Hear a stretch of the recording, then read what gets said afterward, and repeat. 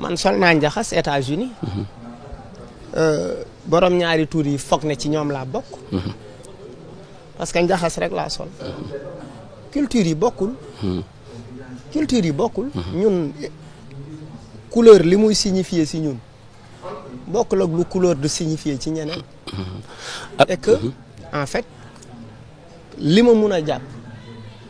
mooy nit ki nee na dem na sax ba woote conférence de presse ne moom bokkul ci ñooñu dañu jàpp ni li mu wax mooy dëgg bay gis le contraire mu dem da nga jàpp ne erreur la parce que ni nga sànq mënoon nga def la même erreur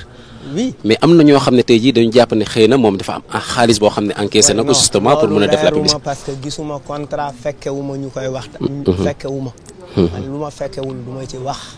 je n'avance pas sur des choses que je ne connais pas kon daal erreur nga ko jàppee